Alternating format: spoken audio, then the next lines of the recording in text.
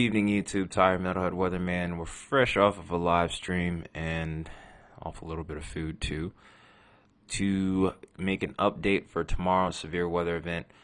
If all goes to plan, or if needed be, I can try and live stream. Depends on what times the storms initiate. Based off what I'm seeing from the HRRR right now, it's earlier in the afternoon, which doesn't bode as well for me unless I miss work. I have no guarantees as to what will happen there. But in the meantime, we'll go ahead and at least do an outlook video to cover this day here. So this is what we're dealing with from the SPC right now. We have the slight risk, which even starts to sneak into southern parts of Oklahoma, but most of this severe weather is going to be centered around Texas, especially over towards Dallas and Waco yet again. About a day ago, we were tracking severe weather. We were even doing a live stream then. This will be the third day in a row we've done a live stream there. If you want to see more content like that, you want to make that stuff more feasible in the future, hit that like button. Definitely subscribe if you're new to the channel, or if you've been watching for a while and you just haven't, definitely do so. The bigger this channel grows, the more it will free me up to do things like this. I enjoy doing them, so if you enjoy the content, help me out. That being said, though, the main threat with this setup is going to be hail, undoubtedly. We have a hatch frisk even that stretches all the way to the south of the border. And of course, our 30% area where our enhanced risk is located. For Dallas and Waco, this also includes a threat for hail above 2 inches in diameter, which is above golf ball size, and do a lot of damage to your cars.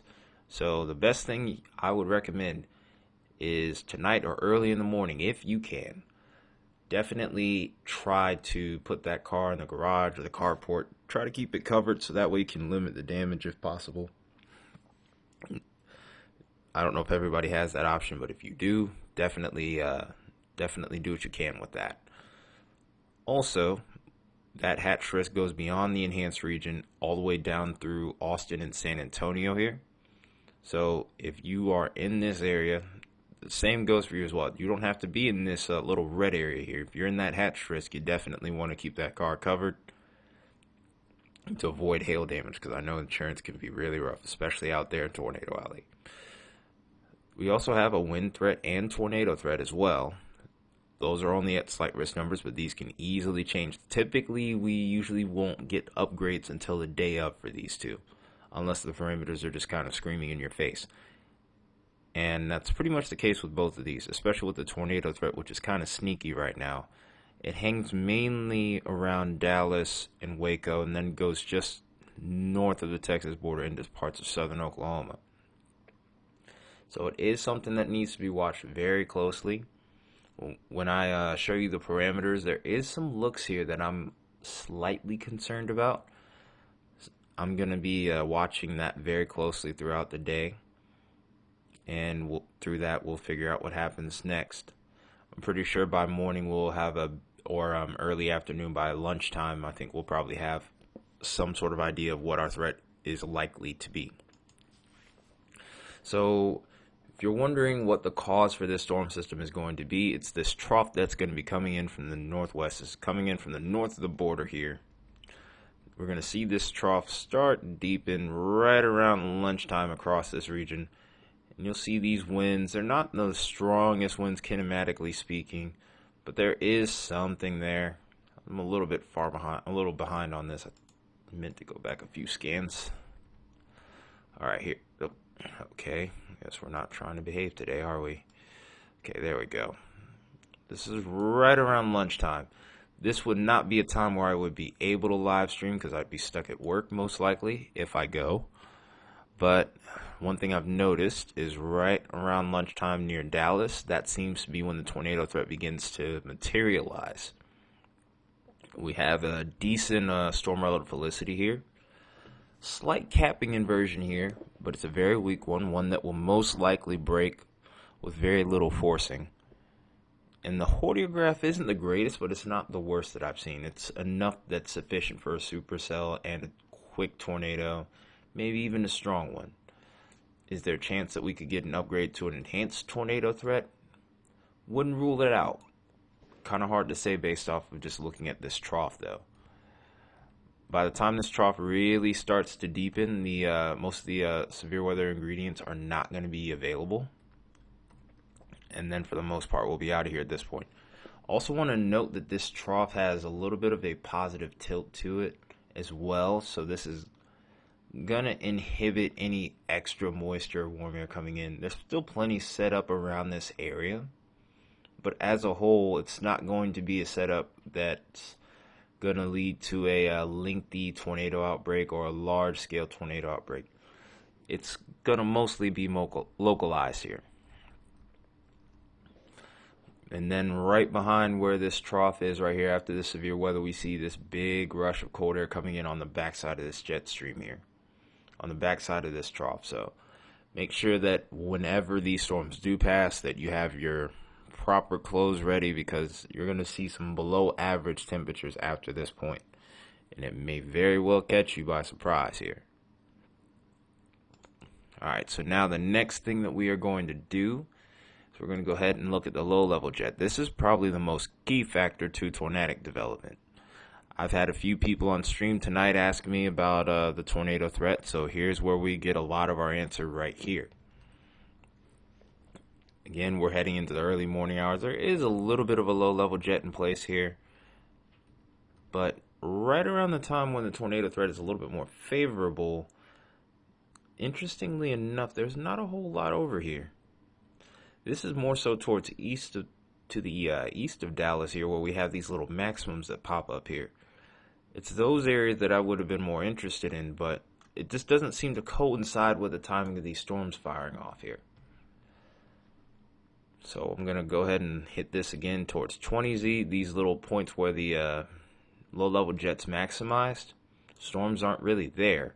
To the south here, we might have to watch. But even then, look at that marginal tornado threat. I think a big part of why over towards South Texas isn't going to have as great of a tornado threat is partially due to the environment that's available there. There's not going to be much of a capping inversion that stops these storms from developing. So you may get what's called crapvection, which is basically going to be a situation where most of these storms are going to be building on top of each other, where one storm will start to get its act together, could even start to rotate for a bit, but a new storm will form on its flank, inhibit its warm air intake or inflow, and then this could stop the storm from evolving any further.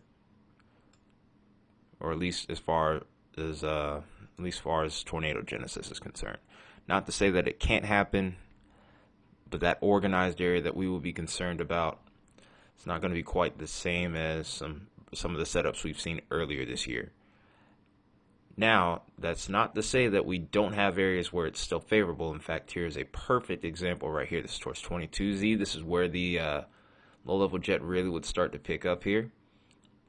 There's what looks to be almost a southeasterly component with this storm too. The hordeograph corresponds with that perfectly. You can see a nice little helicity here, and a hordeograph curve here as well at the low levels, which is indicative of a pretty notable tornado threat. We could even get a strong one out of this if this could develop. Just because we see this on these soundings and hordeographs here, for those of you that are new to them, does not guarantee that this is what's occurring. This is showing what the atmosphere could be capable of. It's a pretty impressive sounding, though, if I were to say so myself. Eventually, I'm going to do a video on how to break down these soundings. It could be a multi-video series, but that's coming in due time. In fact, I'm also going to save this and share this with my Discord. Link to that will be in the description, by the way. So that being said here, by the time we really get this low-level jet to starting to max out, most of these storms are going to be out of here at this point. By 04Z, this would be right about at 11, 12 o'clock. A lot of the atmospheric parameters that we would need for severe are going to be out of here as indicated here. Temperature takes a dramatic drop. Also get quite the capping inversion here that develops here. It's kind of hard to see with this dark red numbering here, but simply put, the atmosphere is no longer able to sustain any sort of severe weather at this point. Maybe towards Louisiana you might see something, but I'm doubtful. There you go. Again, major temperature drop, capping inversion. It's done by this point. Gonzo, if you will. And then we have to probably watch Saturday for another severe threat, but that's going to be another video for another time. But that's pretty much what we have as far as the kinematics for the setup are concerned. Let's look at a little bit more of the moisture and the thermodynamics. Thermo, of course, meaning temperature. So we're basically working with a warm sector that's pretty abundant, especially by lunchtime. Look at this. It's by about 2 o'clock here, or actually about 1 o'clock, or 1 Central Time. So plenty of 75 to 80 degree temperatures right around or just to the south of Dallas. I think this is going to be a lot more like a setup that we saw yesterday, where just south of the Fort Worth Metroplex was the focal point for storms. We even got these 90 degree temperatures, so best believe that the energy in the atmosphere is going to be pretty impressive, to say the least. With this coupled with the amount of moisture around, this could become a big deal. Interestingly enough, though, even with that cool down prep on the way, we're still pretty warm over here in Texas on Saturday night, heading towards Sunday. I really don't think the cool down really will begin for this section over here, maybe till later into the week. I'll look into that more, but for right now, we need to get through our severe weather threat here first. So, just as important as the temperatures are for severe weather, the moisture is just as, if not even more important. So when we get into the morning hours, we can already see those dew points getting into the 60s across southern Texas, San Antonio, and Austin, Houston. Big time dew points here. When you get past 55 degree dew points on a day where you're expecting thunderstorms, you need to watch that a little bit closer, because if any other parameters exist, you could get a severe storm or two. We're in the 60s for a lot of these areas over here, so the parameters are pretty well set in place. And as a result, the storms will last into the mid to late part of the evening. It's not going to be an overnight event, that's for sure. And then, of course, we'll have to watch Saturday for maybe some new storm development across Dixie Alley once again. Right now, that's at a marginal risk, so I'm not too concerned about that at the moment. But we'll see how things kind of develop here. So one other thing I want to make note of here before I switch over to the reflectivity here, which is something a lot of you are more familiar with, is the amount of energy in the atmosphere. We can actually look at a model here to see it. This is called convective available potential energy, or CAPE. This shows how much energy is in the atmosphere. To put it in perspective for you, though, a baseline number for severe weather would be about 1,000 joules per kilogram, which would be more or less indicated in this gray area right here. Once you get to about 3,000, you get into what's considered to be an explosive environment. 3,000 is right here in the red here. So this is an environment that's very fruitful for when it comes to thunderstorm development.